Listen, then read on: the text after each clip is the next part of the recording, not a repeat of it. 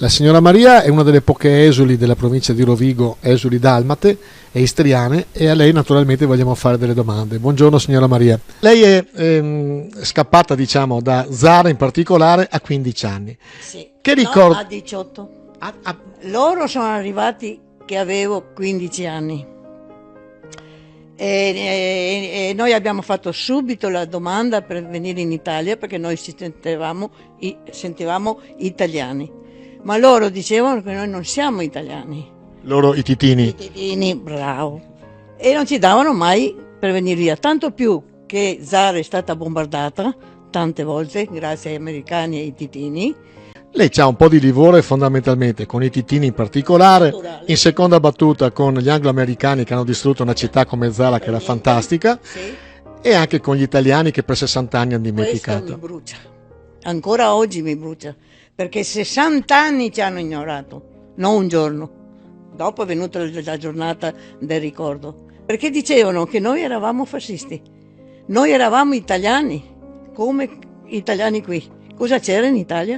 Il fascismo. E noi abbiamo, siccome siamo persone educate, abbiamo rispettato. Cosa dovevamo fare? Farsi ammazzare? Da prima siamo arrivati in Ancona con la nave.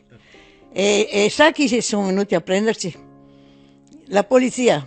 Perché avevano paura che i compagni italiani ci facessero del male. E questa è verità quello che dico, eh. Lei dirà, lei sempre i compagni, perché mi hanno fatto tanto di male.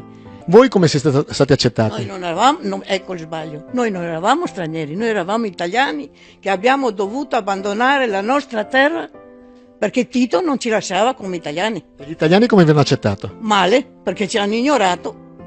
Quando che siamo appena arrivati sicuro non ci hanno sparato, però non è che ci vedevano come una cosa giusta.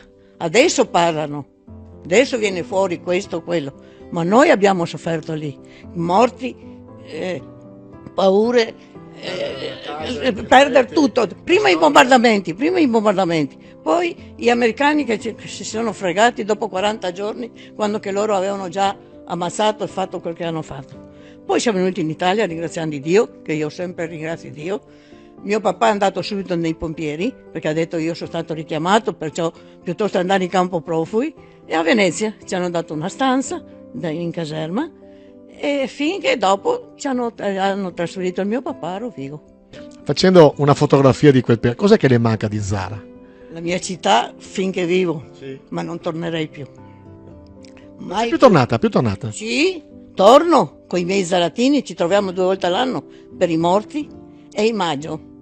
E siamo tutti vecchi, sa, io sono del 30, dunque pensi lei. E io naturalmente la mia terra, anche perché vivevamo bene, oltre a essere questa italianità dentro che abbiamo, una cosa che nessuno ci può capire, nessuno, perché loro credono che siamo come gli emigrati. Non veniamo, noi non siamo venuti in Italia perché ci mancava il lavoro o cosa, solo per italiani, perché se Tito ci lasciava come italiani, noi restavamo a Zara. Io ho fatto scuole italiane.